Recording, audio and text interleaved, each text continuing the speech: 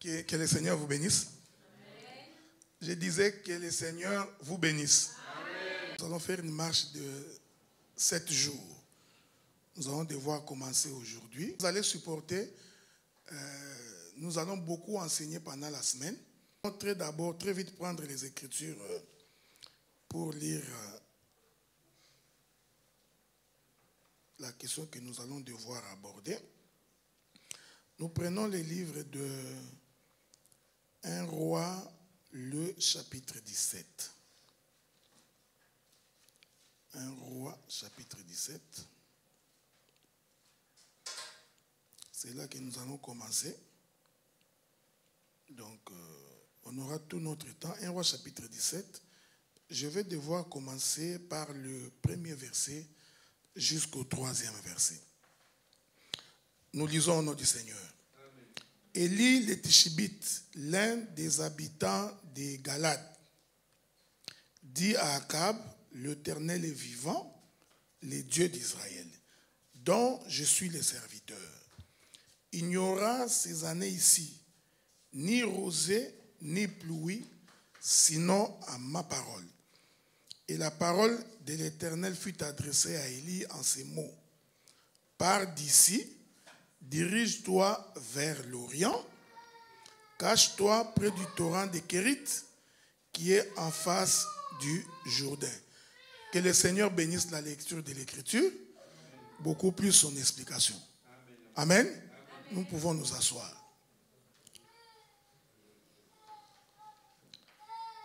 D'abord, j'ai saisi l'occasion pour remercier Dieu qui nous a donné le souffle de vie et nous donne l'opportunité de parler de sa part. Et je crois que si le Seigneur ne nous avait pas gardés, nous ne serons pas en ces lieux en train de parler. Le pasteur Freddy également, que le Seigneur te bénisse, parce que je crois que si vous n'aviez pas autorisé que je sois là, je ne serais pas là, même si Dieu l'aurait bien voulu. Donc, quelque part également, nous voudrions également vous remercier et avec vous, toute l'assemblée de Villeneuve-Saint-Georges. Que Dieu vous bénisse. Amen. Alors, je voudrais que vous me suiviez avec beaucoup d'attention parce que nous aurons quelques élans prophétiques pendant que nous parlerons, mais nous aurons également quelques élans évangéliques.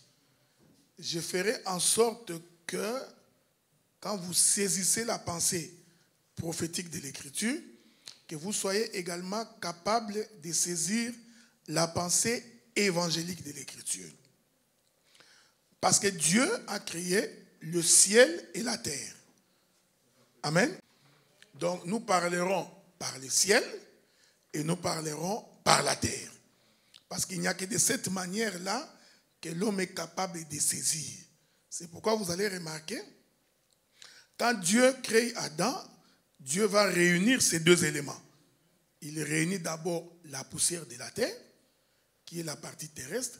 Ensuite, Dieu souffle dans l'homme. Le souffle de l'Éternel, c'est la partie céleste.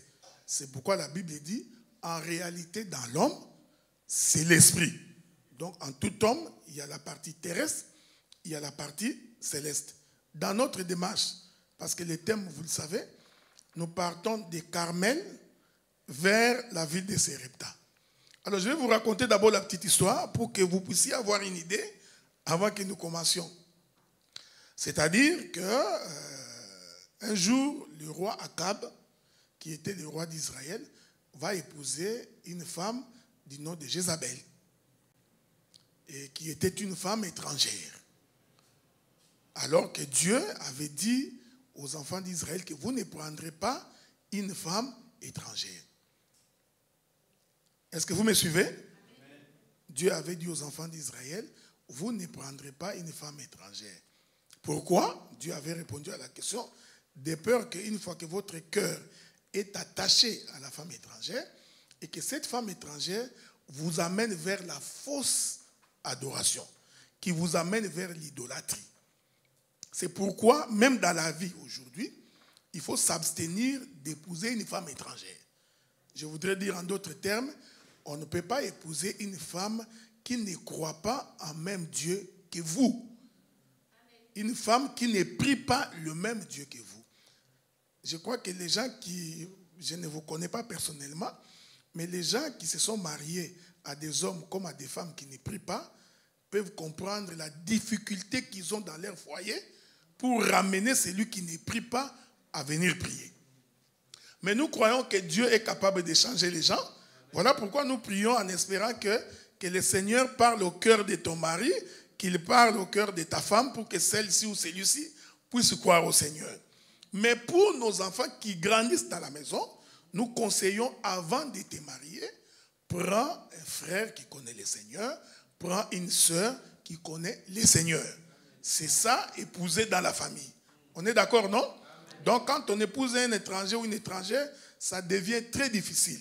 C'est pourquoi, le jour où l'Éternel ramène Ève vers Adam, quand Adam regarde Ève, Adam dit, l'os de mes os, chair de ma chair. Il voulait dire que Ève, c'est ma sœur. Parce qu'on est frères, nous portons les mêmes os, les mêmes sangs, quand nous sommes issus des mêmes parents. Alors, quand Adam dit, voici l'os de mes os, chair de ma chair, Adam voulait dire en d'autres termes, c'est ma sœur. Je ne t'ai pas dit d'aller épouser ta sœur physique. Ce n'est pas ce que j'ai dit. Ok? Je t'ai fait comprendre que nous sommes enfants, fils de Dieu. Dieu est notre Père. Donc quand nous nous marions dans la famille. C'est-à-dire, c'est pourquoi un jour, nous sommes en train d'introduire parce qu'on a tout le temps. Un jour, Abraham voudrait entrer dans les pays d'Égypte. Alors, il dit à Sarah, il dit, bon, je sais que tu es belle, hein? Alors, quand nous allons entrer là-bas, il est possible que les dignitaires, les puissants, mettent la main sur toi. Cette chose n'a pas commencé aujourd'hui. C'est pourquoi vous voyez même le président des républiques, quand il va dans une ville, il a toujours les yeux vers les jolies femmes. Alors nous, quand on grandissait, la plupart des présidents, quand ils allaient dans des cérémonies, ils laissaient leurs femmes à la maison. Parce que les présidents avaient le droit de prendre ta femme. Hein? Les présidents avaient le droit, ils se lèvent comme ça, ils disent, ça c'est la femme de qui? C'est la femme du docteur Adela, je veux cette femme-là. Et il aura cette femme-là. Que vous le vouliez ou pas, il va la voir. Parce que Dieu avait dit à Samuel, ils disent quoi? Ils veulent un roi? Parce qu'ils ont vu les autres ont des rois et aussi veulent un roi. Alors dites-leur, puisqu'ils veulent un roi, le roi prendra leurs filles, il prendra leurs fils, il prendra leurs terres, il aura les droits de vie et de mort sur eux. Donc ça, c'est la capacité du roi. Okay? Et Abraham savait, en entrant en Égypte, les hommes puissants pouvaient ravir sa femme. Et effectivement, quand ils sont entrés, Sarah, une très belle femme, très vieille, mais très belle, je me suis toujours posé la question, mais elle était âgée, mais elle était belle. Alors, pendant qu'ils sont entrés, le bruit va circuler dans la ville jusqu'aux oreilles du roi. Non, je voudrais dire à quelqu'un que quand on a la chose de Dieu, quand l'Esprit du Seigneur est sur toi, quand le don de Dieu est sur toi, peu importe le lieu où tu te trouves, quel que soit l'endroit où tu es, la renommée de ce que tu as doit circuler dans la ville. Vous savez, c'est pourquoi j'ai toujours dit que pour prospérer, pour aller de l'avant, pour avancer, on n'a pas besoin de forcer. Si la grâce du Seigneur est sur toi, quel que soit l'endroit où on te met, quelle que soit la situation dans laquelle on peut te mettre, c'est la grâce qui fera que l'on reconnaisse qu'il y a quelqu'un là-bas. Est-ce que vous me suivez?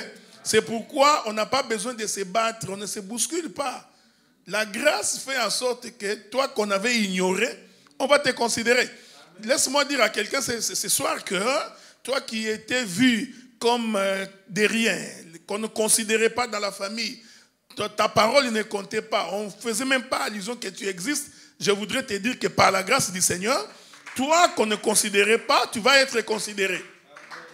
Ah oui, il faut croire en cela. Parce que David n'était pas, pendant que Samuel était en train de choisir le roi, ses frères étaient en train de passer.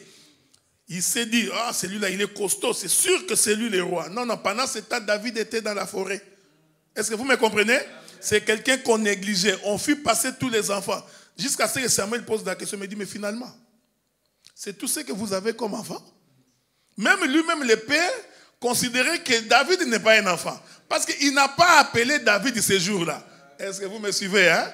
Parce que c'était un petit qu'on considérait. Non, non, je voudrais te dire, plus petit que tu es, déconsidéré des hommes, mais Dieu va déplacer un prophète juste pour toi. Moi, j'ai la confession que quand nous prêchons comme ça, c'est parce qu'il y a quelqu'un, juste une personne pour qui Dieu nous a fait déplacer. Est-ce que vous croyez en cela? Oui, oui. Dieu peut nous faire déplacer juste pour quelqu'un. Parce que la Bible dit que si quelqu'un s'est converti dans les cieux, les anges ils sont dans la joie, il y a une fête. Une personne. Il dit non, il dit, il y en a un autre, mais celui-là, il n'est pas ici, il est quelque part. Il dit non, faites-le venir. Quand l'Éternel t'a choisi, il te fera venir au devant de tout le monde. Au milieu de la multitude, on te déplacera. David va arriver et le Seigneur va dire, ah oui, c'est celui-là que j'ai choisi comme le roi. Est-ce que vous me suivez? Amen. David va être loin. Mais je vous informe que même quand David était loin, il n'est pas encore devenu roi. Il est passé par des difficultés. Il est passé par des mépris. Il est passé par des combats. Est-ce que vous me suivez? L'onction de Dieu sur toi ne veut pas dire qu'immédiatement après, tu vas être élevé. L'onction de Dieu peut être sur toi, mais pendant ce temps, tu passes des moments difficiles. Tu es en difficulté. Les choses ne semblent pas marcher. Mais cela ne veut pas dire que l'onction de Dieu n'est pas sur toi. Donc, ne te décourage pas. Ne sois pas abattu parce qu'on te critique. Ne sois pas abattu parce qu'on t'a rejeté. Ne sois pas abattu parce que tu n'as pas l'argent dans ton compte bancaire.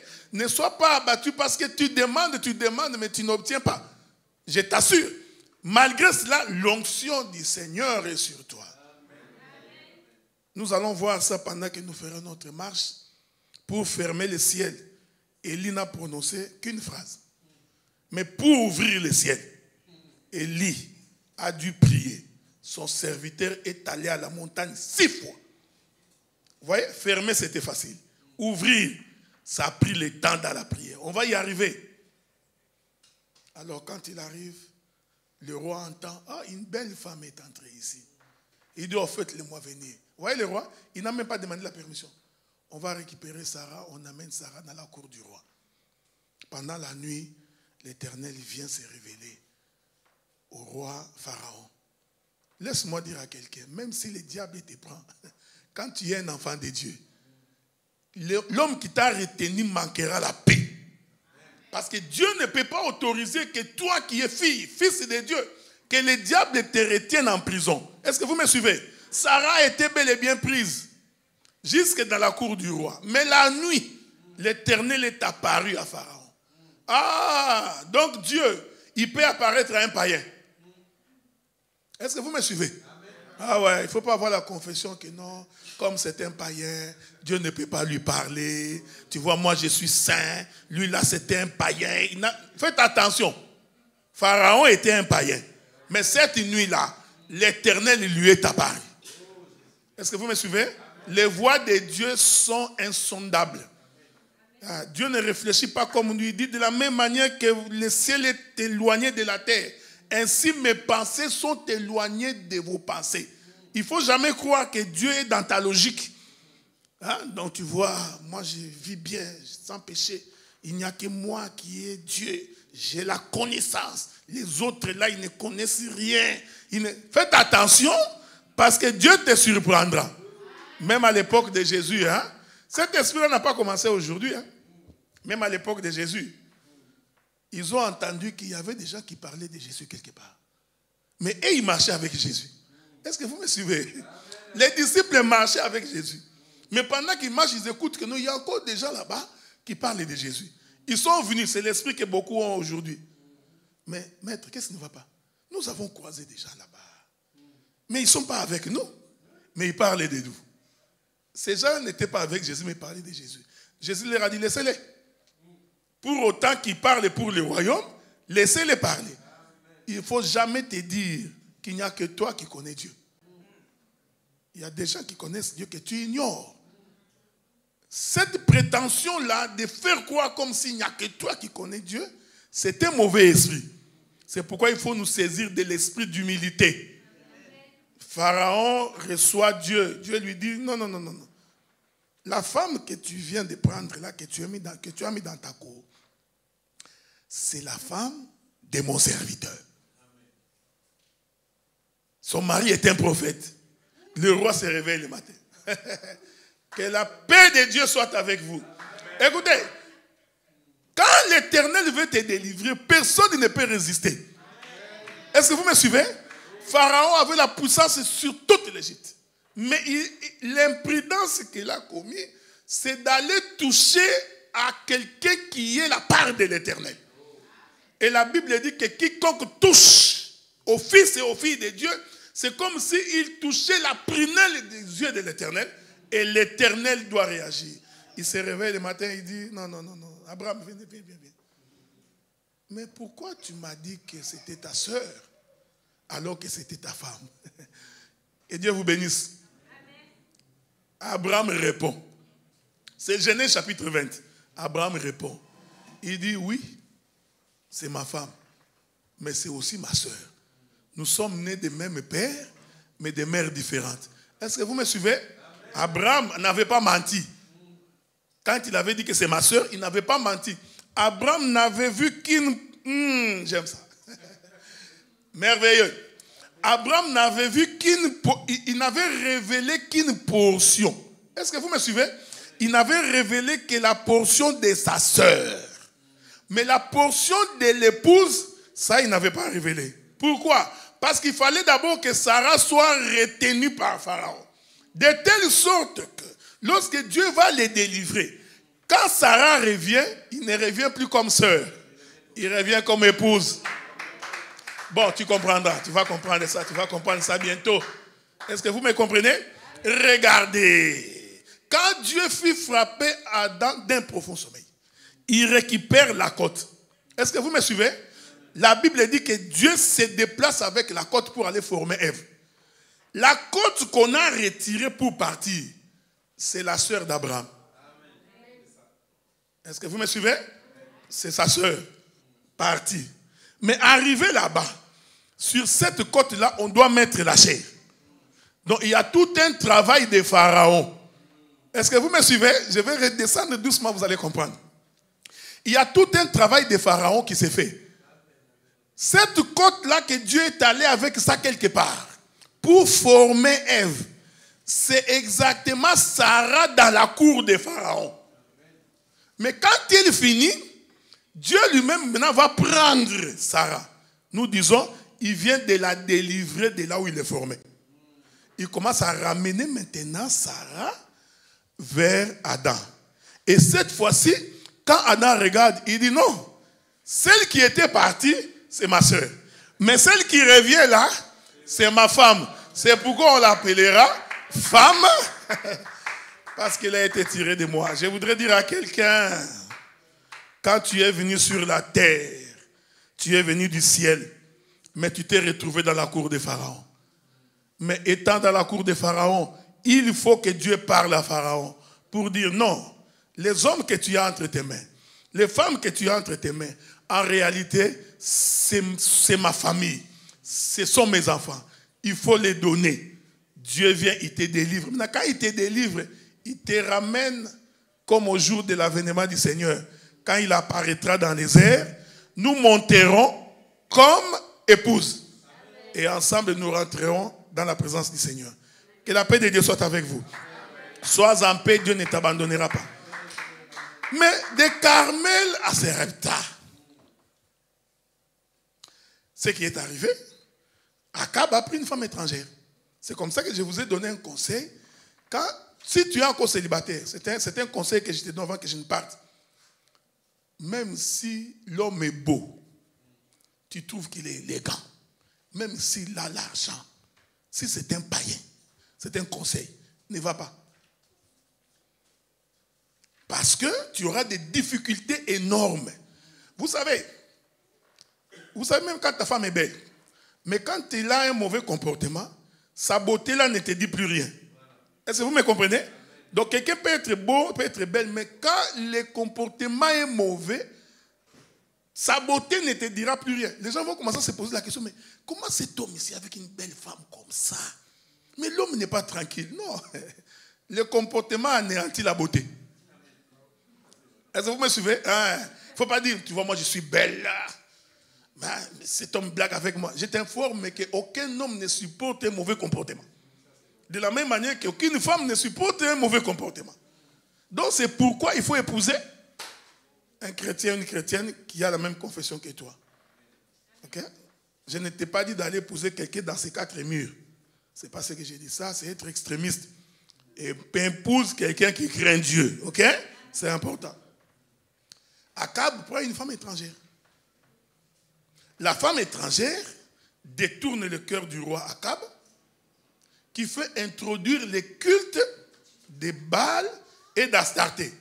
Donc, il a introduit les cultes des étrangers. Est-ce que vous me suivez? Et tout le monde mangeait à la table de Jézabel. C'est ce que l'Écriture dit, les prophètes. Ici, je voudrais ouvrir une parenthèse pour attirer l'attention. Nous sommes serviteurs de Dieu.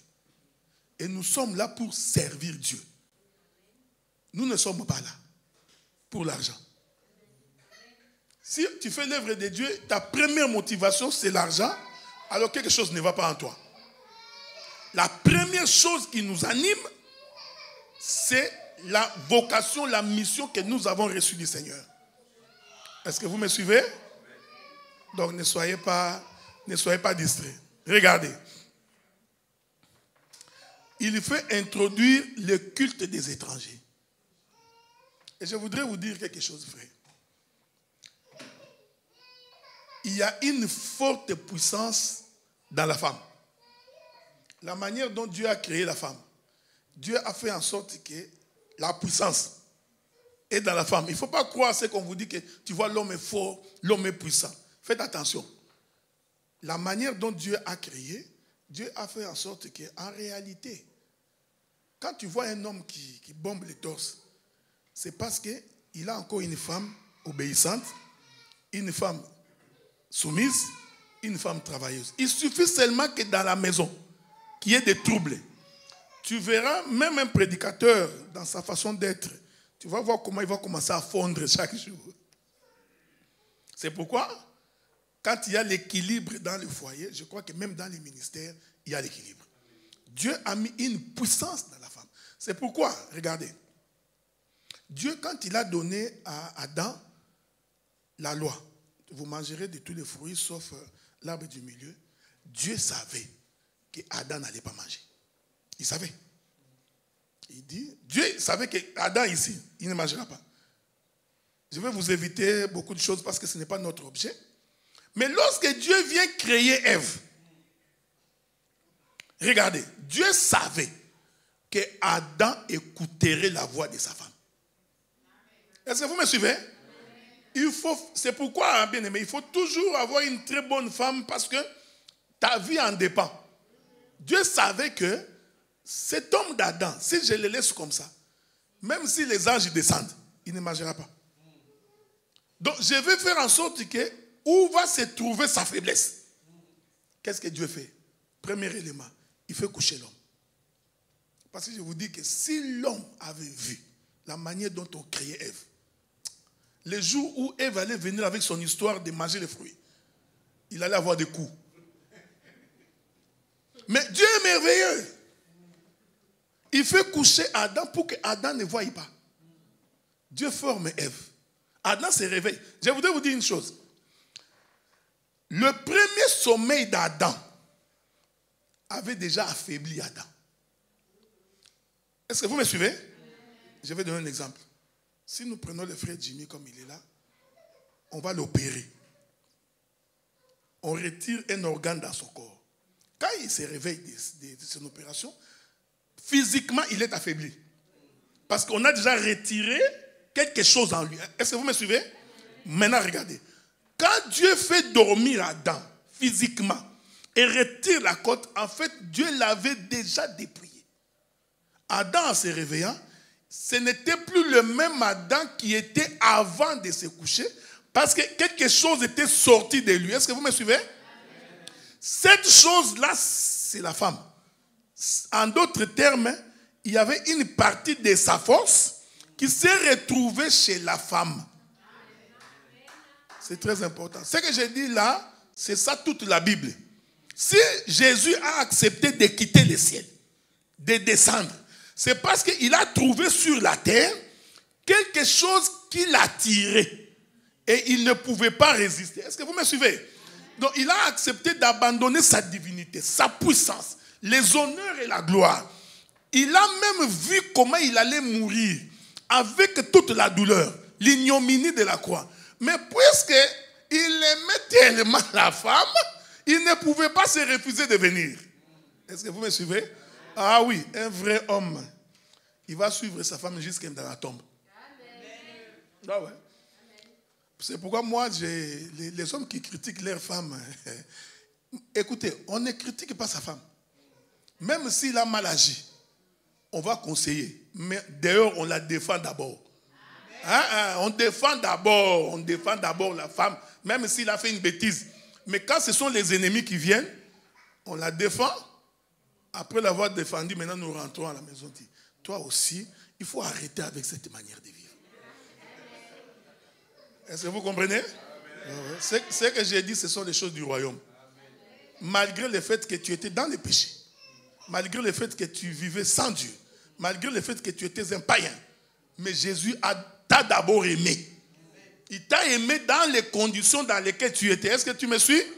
Dieu ne t'a pas aimé parce que tu es sainte, parce que tu es saint. Non, Dieu t'a aimé avec toute la saleté que tu as. C'est pourquoi dans l'église, on ne peut pas chasser quelqu'un parce qu'il vit dans les péchés. Non!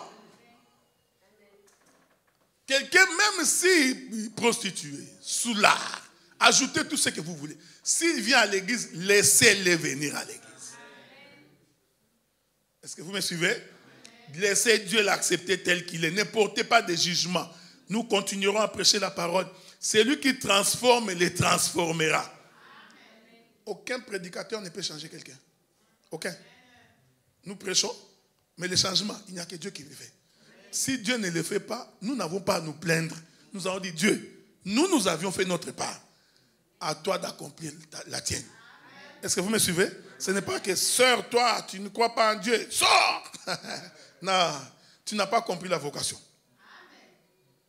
Est-ce que vous me suivez? Ceci est très, très important.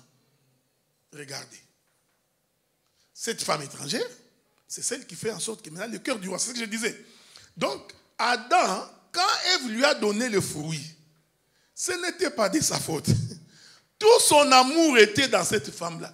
En d'autres termes, Adam ne pouvait pas refuser d'écouter ce que la femme lui disait.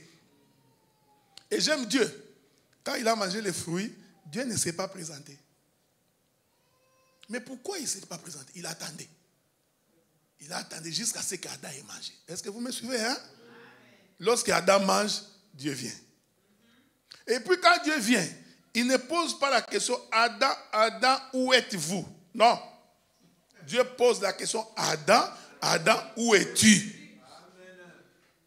Je vais ouvrir une parenthèse. Parce que je vous avais dit que je parlerai le ciel et la terre. Je ne peux pas rester seulement dans les révélations. Je descends aussi pour que chacun de nous comprenne. Dieu savait que dans ces foyers-là, le responsable numéro 1, c'est Adam. Voilà pourquoi même quand ils ont péché, Dieu n'est pas allé demander à la femme en premier. Pourquoi? Non. Il dit, je vais d'abord demander au responsable numéro 1.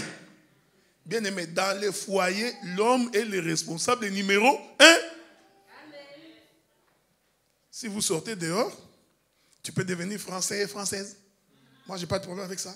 Mais dans l'évangile, l'homme est le responsable numéro 1. Si les choses ne marchent pas à la maison, le premier responsable, c'est l'homme. Si les enfants n'écoutent pas. Ce n'est pas nous les Africains. Quand les enfants réussissent, c'est mon fils. Un enfant intelligent. Mais dès que l'enfant échoue, tu es idiot comme ta maman.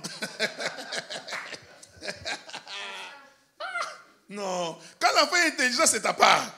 Quand l'enfant échoue, même si ta fille est engrossée, c'est l'homme qui est le responsable numéro 1.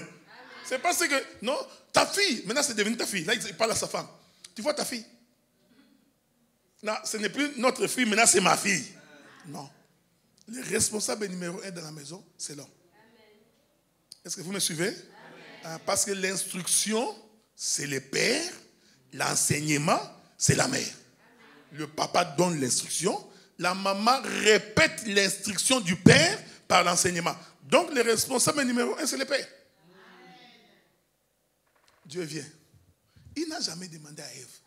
Bon, c'est normal. Parce que même quand il avait dit de manger les fruits, sauf ça, Ève n'était pas là. Donc, s'il avait essayé, Ève allait lui dire, est-ce que nous deux, on s'est parlé?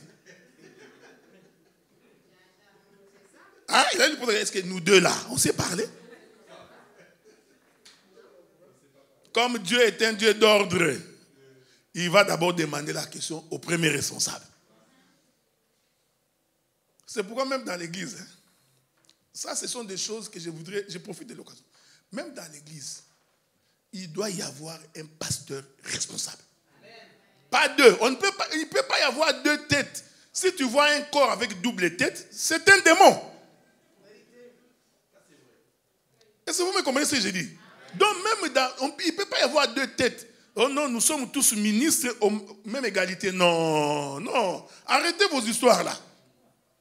Il doit y avoir un responsable. Mais écoutez, les responsables, c'est une grâce.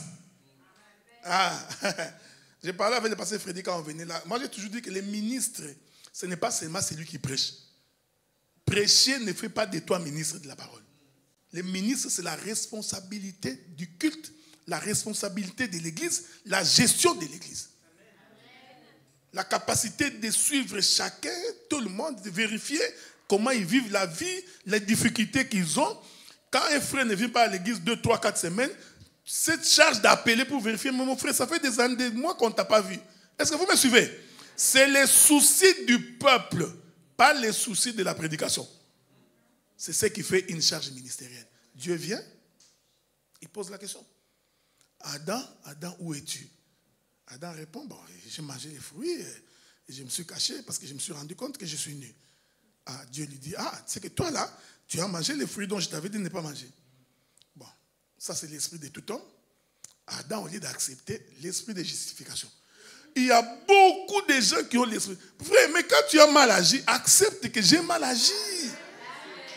Ça va régler. Vous savez, frère, tous les conflits que vous voyez partout, même dans des églises, c'est parce que les gens n'ont pas l'humilité de reconnaître. Frère, tu m'avais insulté. Ah, mon frère, je m'excuse. C'est fini.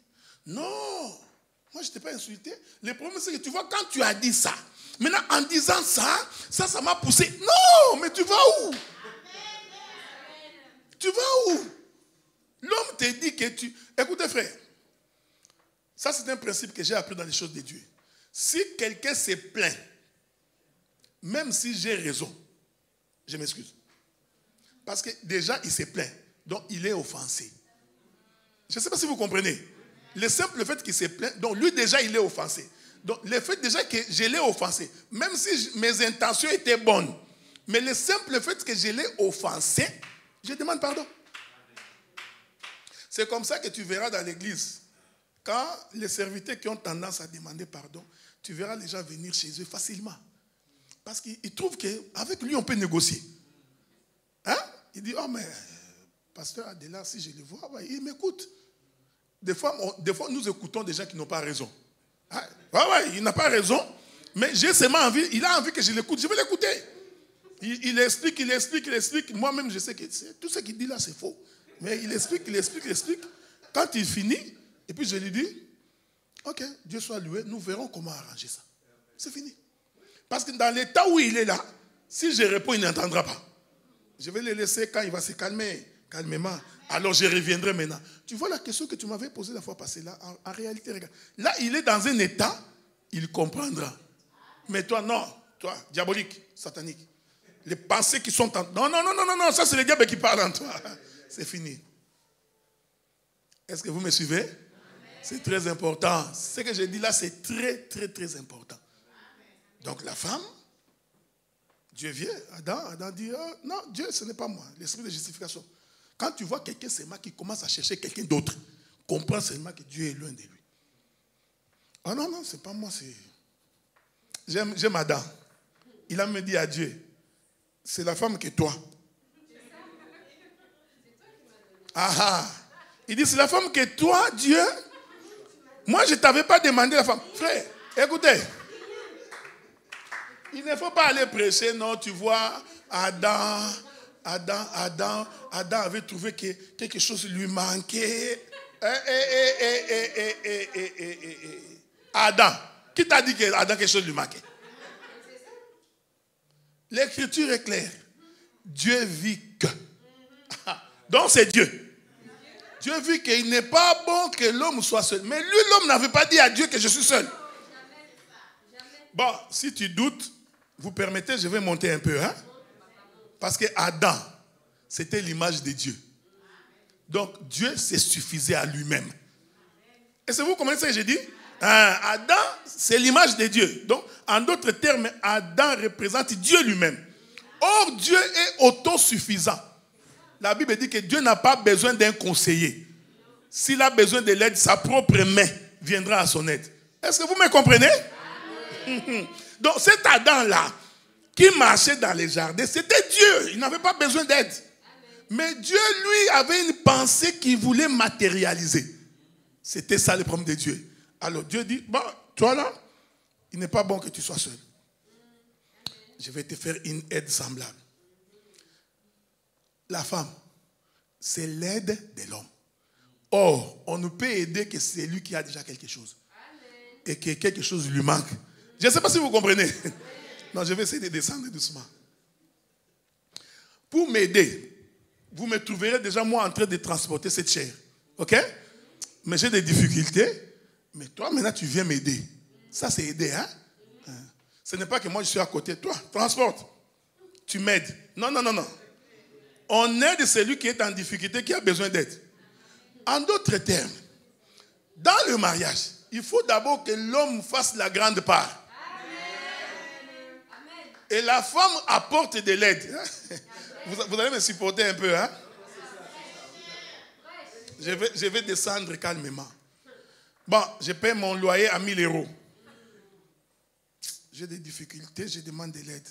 Ne viens pas avec ton enseignement là de la Bible que tu comprends mal. La Bible dit, tous les besoins de la femme seront portés vers son mari. J'ai dit oui, mais la même Bible dit aussi que la femme est une aide. Pourquoi toi tu as coupé les versets? Tu as seulement pris le verset qui t'arrange. L'autre verset qui ne t'arrange pas, tu as coupé, tu as laissé à côté. Non! Tes besoins seront portés vers moi, mais la Bible dit aussi que tu dois m'aider. On est ensemble, non? Bon, mon loyer est à 1000 €. Il se retrouve qu'à la fin du mois, j'ai des difficultés, ça peut arriver. Je viens te dire, bon, ma soeur, écoute, j'ai 700 €. Il me manque 300. Là, c'est une aide. Hein? 300, payons. Mais moi, je viens. Ma soeur, moi, j'ai 250. Oh, oh! Là, ça devient un problème. C'est comme ça qu'il y a beaucoup de gigolos ici aujourd'hui. Hein? Ma soeur, si tu vois un frère qui est toujours dans... Ma soeur, j'ai vu quelque chose à 600 $, mais moi j'ai 50. Il ne faut pas épouser un homme comme ça. Donc l'aide, c'est celui qui apporte un plus. C'est pourquoi, c'est un conseil que je donne aux enfants de Dieu. Cette philosophie-là que nous avons dans les pays occidentaux, de tout diviser à 50, 50, 50, 50, ce n'est pas bon. Ce n'est vraiment pas bon pour les enfants de Dieu.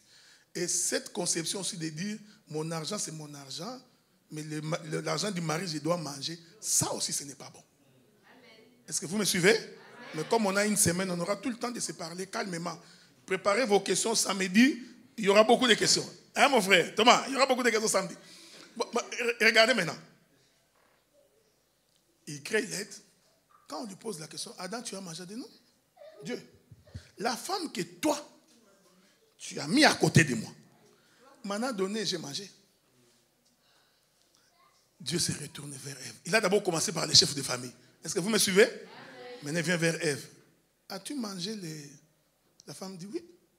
Les serpents m'en a donné. Moi aussi, j'en ai mangé. Dieu n'a pas demandé au serpent. Pourquoi tu as donné? Est-ce que vous me suivez? Parce que les serpents étaient dans les jardins avant que Ève et Adam ne viennent. Pourquoi Dieu l'avait-il mis là-bas? Est-ce que vous me suivez? Chez les serpents, ils ne posent pas la question. Parce que si Dieu avait posé la question au serpent, serpent, pourquoi tu as donné? ne serait pas allé donner la réponse. Mais Dieu, n'est-ce pas toi qui m'avais dit ce que tu as à faire? Fais-le. Est-ce que vous comprenez ce que je dis? Ce que tu as à faire, fais-le. Ah, vous comprenez?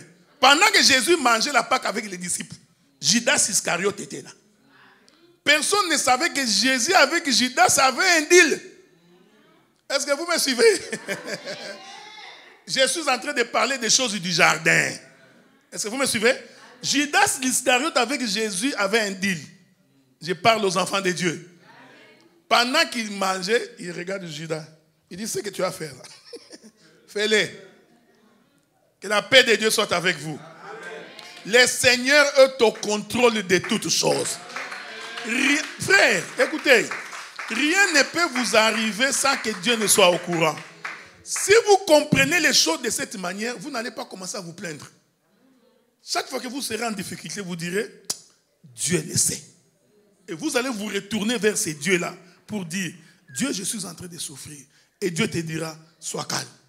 Je le sais. Il y a des difficultés que vous connaissez dans la vie parce que Dieu veut faire éclater sa gloire. Il a dit à Moïse, Moïse, je t'envoie chez Pharaon. Mais moi, Dieu, je vais endurcir le cœur de Pharaon. Pourquoi je l'ai fait? Pour faire éclater ma gloire. Pour que le monde sache que l'Éternel est vivant. Il y a des difficultés que tu traverses. Il y a des problèmes que tu connais dans la vie parce que Dieu veut faire comprendre au monde des ténèbres qu'il est le Dieu qui délivre. Ce que Dieu fera avec toi va servir de témoignage afin qu'un païen puisse se convertir. Afin qu'un sorcier dise, il a le véritable Dieu. Est-ce que vous me suivez?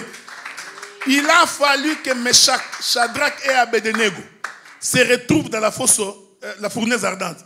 Pour qu'en sortant, que Babylone puisse dire, il n'y aura pas d'autre Dieu ici, si ce n'est que les dieux de Meshach, Shadrach et Abednego.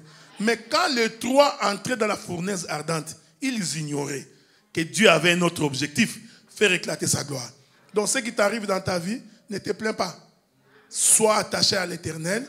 Quelqu'un témoignera que l'Éternel t'a soutenu. Alors, tout ça, pour expliquer, ne pas épouser une femme étrangère. Parce que tu auras des difficultés. Akab épouse Jézabel. Bon. Jézabel prend les dieux étrangers, il fait rentrer en Israël. C'est là qu'on va finir pour aujourd'hui. Il rentre, il détourne le cœur du roi, parce que je vous avais dit que la puissance est dans la femme. Donc une mauvaise femme va t'entraîner sur un mauvais chemin. Une bonne femme te gardera. Ce que je dis là, c'est important. Il y a beaucoup de gens qui ont souffert à cause d'un mauvais mariage. Un mauvais choix peut te faire souffrir. Donc c'est pourquoi sur cette question-là, il faut beaucoup d'intelligence et beaucoup de sagesse. C'est d'ailleurs pour cette raison-là que le frère Paul, dans 1 Timothée chapitre 2, à partir du verset 9, le frère Paul dit, car ce n'est pas Adam qui a péché. Non, non, nous avons un petit problème. Adam a péché. Est-ce que vous me suivez? Genèse confirme que Adam a péché. Mais Paul vient vous dire, non, parce que ce n'est pas Adam qui a péché, c'est plutôt la femme qui, rendue coupable de transgression, a fait entrer le péché. Alors nous nous posons la question, mais qu'est-ce qui ne va pas? Paul nous dit qu'Adam n'a pas péché. Or, quand Paul dit ça, Paul voudrait tout simplement dire qu'en réalité, Adam a écouté la voix de sa femme. Il voulait dire en d'autres termes, cet Adam-là, c'est l'image de Jésus qui n'a jamais péché, mais qui est devenu péché à cause de nous. Est-ce que vous me suivez? Parce que Jésus n'avait jamais péché. Il pose la question aux Juifs, qui d'entre vous me convaincra du péché? Qui? Donc Jésus n'avait jamais... Or la Bible dit, l'âme qui pêche, c'est celle qui mourra. Alors je vous pose la question, pourquoi Jésus devait mourir? Parce qu'il n'avait pas péché. Nous comprenons maintenant que quand Paul dit qu'Adam n'a pas péché, Paul ne parle pas de cet Adam-là qui marchait dans les jardins. Dans la vision de Paul, il est en train de voir le Seigneur Jésus-Christ, qui est le véritable Adam, qui n'a jamais péché. Mais à cause de nous, tu vois, l'amour l'a fait quitter le ciel. Ce monsieur-là, vraiment, il aime, hein? Il a accepté que le ciel s'ouvre. Il dit aux anges, bye bye, Je vais suivre. Même les anges étaient étonnés. Est-ce que vous me suivez? La Bible dit que les anges plongent les regards pour se poser la question, mais quelle est cette histoire-là qu'un Dieu puissant abandonne tout pour aller chercher sa créature? Tu as du prix aux yeux de l'Éternel. Ça, il ne faut jamais oublier. À cause de toi, le temps s'est arrêté. À cause de toi, Jésus a quitté le ciel. Juste à cause de toi. Donc, aux yeux de l'Éternel, tu dois avoir de la valeur. Et quand tu réalises cette valeur-là que tu as, tu te dis, qu'est-ce qui me séparera de l'amour de Dieu? C'est ce que Paul a dit. Paul dit, qu'est-ce qui me séparera? Ah, Paul a compris qu'il y a des choses qui peuvent donner l'impression qu'on peut abandonner Dieu. Et il continue de dire, qu'est-ce qui me séparera? Est-ce la famine? Ah, donc tout en étant enfant de Dieu, on peut connaître la famine. Est-ce que vous comprenez? Les tribulations, ça c'est Paul qui dit. Donc tout en étant enfant de Dieu, on peut connaître des tribulations. Les gens peuvent vous insulter. Ils peuvent dire que tu es un faux serviteur, un païen. Il ne sert à rien. Regardez comment il est. Ça se dit. C'est pendant Dieu est avec toi. Est-ce que vous me suivez? Ah, j'ai toujours aimé Job. Hein? J'aime Job. Job, il dit, mon Rédempteur s'élèvera. Mais il précise à quel moment. Hein? Vous voyez comment Job dit ça? Il sait déjà qu'il va se relever. Mais il précise. Il dit, mon Rédempteur s'élèvera. Mais il s'élèvera le dernier. C'est-à-dire que quand toutes les difficultés seraient passées, quand vous aurez l'impression que rien ne marche, en tout cas, on ne va pas s'en sortir. Avec cette histoire ici, qu'est-ce qu'on va devenir? Tout le monde dit, non. Maudit Dieu et meurt. Que personne... Toi, tu pries Dieu pendant des années, tu souffres comme ça. Ça ne peut pas être vrai. Job a dit, non. Mon Rédempteur, il est vivant. Est-ce que vous me suivez? Les gens qui disent que tu mourras, ils attendront longtemps. Ils vont attendre, ils attendront et ils mourront, ils te laisseront en vie. Je te l'ai dit. Celui qui est assis quelque part, qui est en train de méditer l'échec, il dit il va échouer. Il va attendre une semaine. Il va échouer. Il attend. Écoutez frère, un jour, Paul monte dans un bateau. Ils sont en train de traverser. La Bible dit qu'une tempête est arrivée. Une forte tempête. Est-ce que vous me suivez? Ils ont commencé à jeter des histoires dans l'eau. Dieu les a fait grâce, ils ont accosté. Écoutez, ils sont sortis d'une forte tempête. La mort les a guettés. Ils sortent. Quand ils sont sortis, alléluia. Ah, amen. Comme on dit chez nous, il faut aller manger un poulet. Dieu nous a sauvés. Pendant qu'ils sont descendus, ils prennent les bois pour faire le feu. Est-ce que vous me suivez? Hein? Pendant qu'ils ramassaient les bois, Paul aussi ramasse les bois. Un serpent sort. Il s'accroche dans la main de Paul. Que la paix de Dieu soit avec vous. Il venait de sortir d'un déluge, naufrage. Il a évité la mort. À peine sorti, un serpent. C'est ce que l'ennemi dit. Il te donne la maladie aujourd'hui. Tu es guéri. Il crée une autre situation. Tu t'en sors. Il en crée une autre. Les gens ont dit non. Cet homme ici va mourir. Il doit avoir un problème. À peine sauvé, il est accroché par un serpent. Allez, Paul va secouer la main. Que la paix de Dieu soit avec vous. Il secoue la main, le serpent tombe. Laisse-moi dire à quelqu'un, quand tu secoues la main, la maladie doit tomber. Quand tu secoues la main, les difficultés tombent. Quand tu secoues la main, les problèmes tombent. Les serpents tombent. Maintenant, tout le monde est assis. Ils attendent qu'il va mourir. Parce que tu es mordu par un serpent. Donc, le venin est en train de travailler. Ils attendent. Ils se rendent compte que, mais écoutez, mais ces messieurs ne meurent pas. Non, les dieux sont parmi nous. L'ennemi va dire, un Dieu est avec toi. Pendant qu'il attend que tu meurs, tu ne meurs pas. Parce que l'Éternel t'a soutenu. Oh, tu sais, on leur donne 2 ans, 3 ans. Ils vont échouer, ils vont fermer. Attendez, asseyez-vous. Vous changerez de langage. Ah non, je voudrais dire à quelqu'un, l'ennemi doit changer son langage. Il dira que l'Éternel est avec toi. L'Éternel ne t'a soutenu. Les dieux étrangers entrent. Le cœur du roi est détourné. Il plonge tout Israël dans l'idolâtrie. On aura l'occasion d'en parler demain. Parce qu'en Israël, quand le roi pêche, tout le peuple a péché. Est-ce que vous me suivez? Quand Dieu fait alliance avec Israël, c'est comme tout un État, comme une nation. Si le roi n'est pas avec Dieu, même si quelques individus à l'intérieur sont avec Dieu, pour Dieu, Israël s'est détourné de sa voie. Alors, tout le monde rentre dans l'idolâtrie. Commence à prier un faux Dieu. Alors, le prophète Élie va s'élever. Élie le Tishbite. Parce qu'il y a aussi Élie le sacrificateur dans la Bible, ok? Il s'élève. C'est là qu'on va finir pour aujourd'hui. Il dit au roi, sinon à ma parole, il n'y aura ni pluie, ni rosée. Qu'est-ce que ça veut dire? La sécheresse.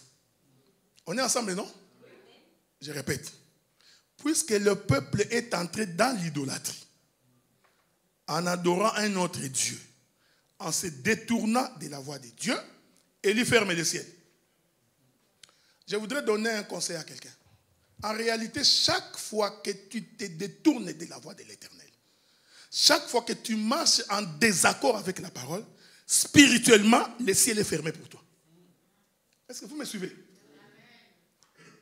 Oh, quand Élie dit, sinon à ma parole, il n'y aura ni pluie ni rosée, Élie venait de fermer le ciel. Pourquoi? Parce que la pluie et la rosée ne tombent que des cieux. En d'autres termes, il vient de mettre une clé et il ferme la porte des cieux. On est ensemble, non? C'est important. Prenons le livre d'Ésaïe, chapitre 55. Ésaïe, chapitre 55. Nous prenons le livre d'Ésaïe dans son chapitre 55. Je voudrais commencer à partir du verset 8. Suivons. Verset 8 dit ceci. Car mes pensées ne sont pas vos pensées, et vos voix ne sont pas mes voix, dit l'Éternel. Autant les cieux sont élevés au-dessus de la terre, autant mes voix sont élevées au-dessus de vos voix, et mes pensées au-dessus de vos pensées. Comme la pluie et la neige. On est ensemble, non? Je vais rentrer là-bas. Voilà. Comme la pluie et la neige descendent des cieux, n'y retourne pas sans avoir arrosé, fécondé la terre et fait germer les plantes, sans avoir donné de la semence au semeur et du pain à celui qui mange. Je voudrais vraiment que vous reteniez ça, parce que c'est demain que nous allons entrer dans beaucoup d'éléments ici. Ainsi en est-il de ma parole, qui sort de ma bouche.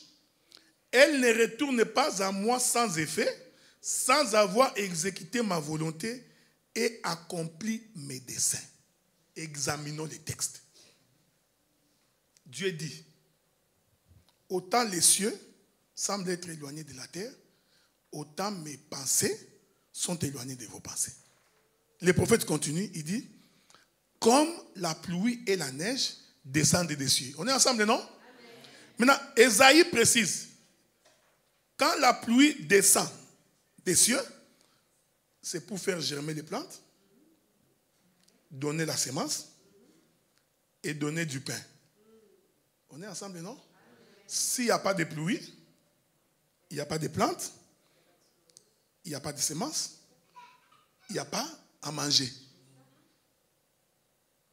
Ça là, même un bébé va comprendre ça. Je répète ça. En d'autres termes, si la pluie ne descend pas, la terre est sèche. Ok? Donc, c'est la pluie qui fait vivre la terre. Si la pluie ne tombe pas, la terre devient un désert. C'est pourquoi l'Écriture dit, parce que logiquement, la pluie ne peut pas donner la semence. C'est seulement la pluie. Mais la pluie d'Ésaïe donne la semence. Est-ce que vous me suivez? Il faut sortir de l'agronomie, hein? Parce que tu auras des difficultés, parce que l'agronomie va avoir des difficultés avec Dieu. Parce que la pluie, quand elle tombe, il faut que la semence soit déjà dans la terre pour qu'elle pousse. Ça, c'est l'agronomie. Mais la pluie d'Ésaïe, elle donne la semence. Est-ce que vous me suivez? Bon. Pour avoir du pain, il faut d'abord que les blés sortent. Vous faites la récolte, vous allez moudre, vous avez la farine, et de la farine, vous faites du pain. Mais non, pas Esaïe. Esaïe dit que la pluie donne du pain. Est-ce que quelqu'un me comprend? Ah non, non, non, l'Éternel est merveilleux. L'Éternel est bon. Cette pluie ici, c'est à la fois la semence. Cette pluie ici, c'est à la fois le pain. Cette pluie également fait germer les plantes. Vraiment retenez ça parce que c'est important. Est-ce que vous me suivez? Un jour, c'est là que j'ai fini pour aujourd'hui.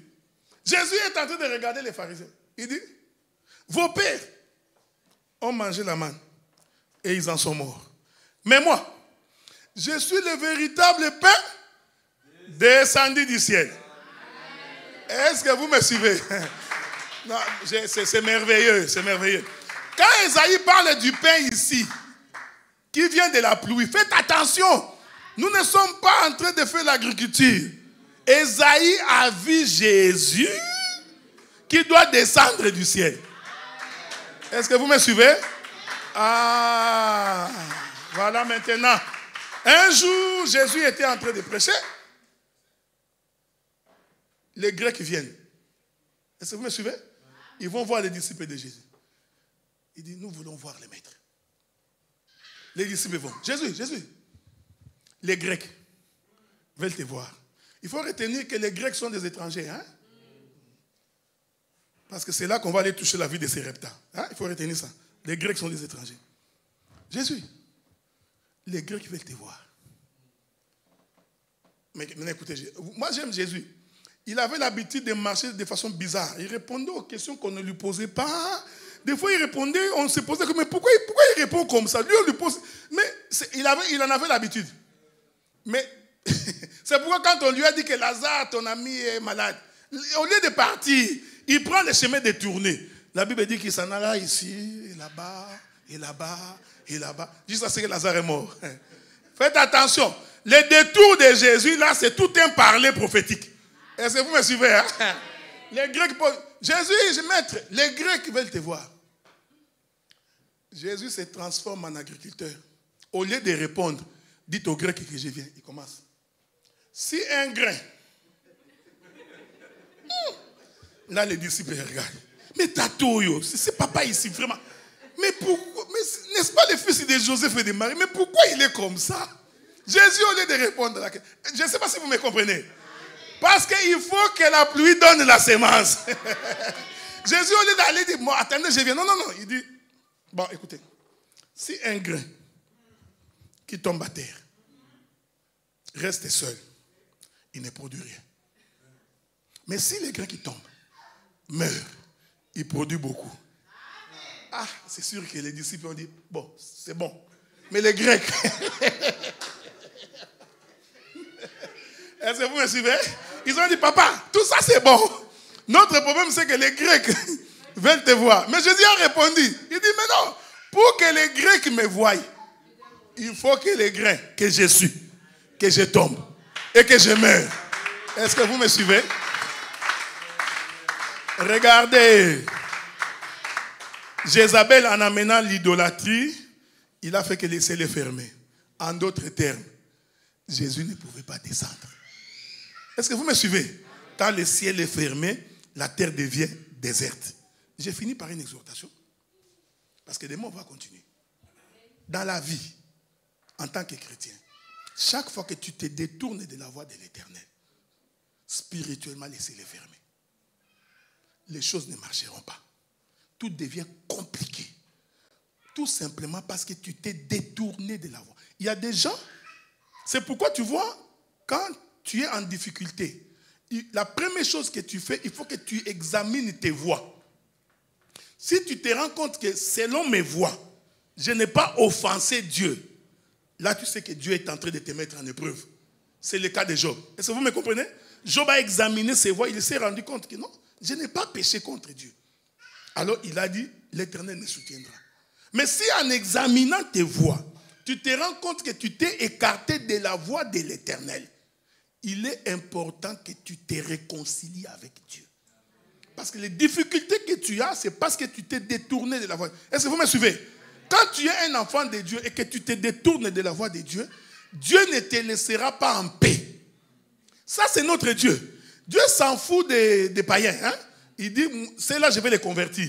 Je vais m'en occuper. Mais pour un fils, une fille de Dieu, quand tu pèches contre Dieu, je t'informe que Dieu va bloquer toutes tes portes. Il les bloque non pas pour te faire souffrir. Il les bloque pour que tu reviennes sur le chemin. Est-ce que vous me suivez? Il dit à Jonas, Jonas, je t'envoie à Ninive. Jonas dit, non. Dieu, moi je vais entrer dans les bateaux des commerçants. J'aime Jonas, il aime les bateaux des commerçants. Dans ces bateaux-là, on ne faisait que vendre. Acheter, en vendant. 15 € à discuter. Je te donne 9 €. Il n'y avait que des commerçants. Tous les troubles qui s'est passé dans ces bateaux, c'était à cause de Jonas. Dieu a dit, Jonas, je ne te laisse pas. Est-ce que vous me suivez? Comme tu n'as pas voulu obéir à ma voix, je t'envoie, toi tu vas ailleurs. Tout celui qui va te côtoyer, frère, il y a des gens qui ont des difficultés à la maison parce que le père s'est méconduit. Il y a certaines difficultés qui rentrent à la maison parce que la mère. C'est pourquoi l'Écriture dit, des fois Dieu punit l'iniquité des parents jusqu'à la 3e et 4e génération. Sans entrer dans la révélation, comme ça, doctrinalement, tu rentres dans la maison d'un féticheur, tu viens de mettre en danger la vie de ta progéniture. Est-ce que vous me suivez? Tu consultes un marabout. Je te dis que tu viens de mettre en danger toute ta descendance. Parce que Dieu ne te laissera pas en paix jusqu'à ce que tu reviendras sur le chemin. Sinon, à ma parole, il n'y aura ni pluie, ni rosée. Le ciel est fermé, le peuple est dans la famine. Il va y avoir une très très grande famille en Israël pendant ces moments-là. Quand vous lisez votre Bible, en ces moments-là, on commençait à manger les gens. Hein? Cette période-là, il y avait tellement une famine que on va manger ton fils aujourd'hui, demain on mange le fils de l'autre. Quel est ce Dieu? Quelle parole? La Bible, là, vraiment, on mange les gens. Je dis oui. Parce qu'il y a une explication que Dieu a cachée pour démontrer la souffrance que tu peux endurer parce que tu t'es écarté de la voie de l'Éternel. Est-ce que vous me suivez, hein? Le plus vite que tu peux, retenez d'abord pour aujourd'hui, le plus vite que tu peux, réconcilie-toi avec Dieu. Fais la paix avec le Seigneur. Ça permettra également que tes finances s'ouvrent. Ça permettra que ton mariage marche. Ça permettra que les fiançailles viennent. Parce que moi, je crois que ce n'est pas la beauté qui donne le mariage, mais c'est la grâce. Est-ce que vous me comprenez? Oui. Réconcilie-toi avec Dieu. On posera la question, elle aussi a trouvé un fiancé. Le monde est méchant. Moi, avec tous les make-up que j'ai fait là, personne ne me... Ouais, parce que tu crois que c'est le make-up qui donne le mariage. Non, c'est la grâce du Seigneur sur quelqu'un. Est-ce que vous me suivez? Est-ce qu'on peut acclamer le Seigneur?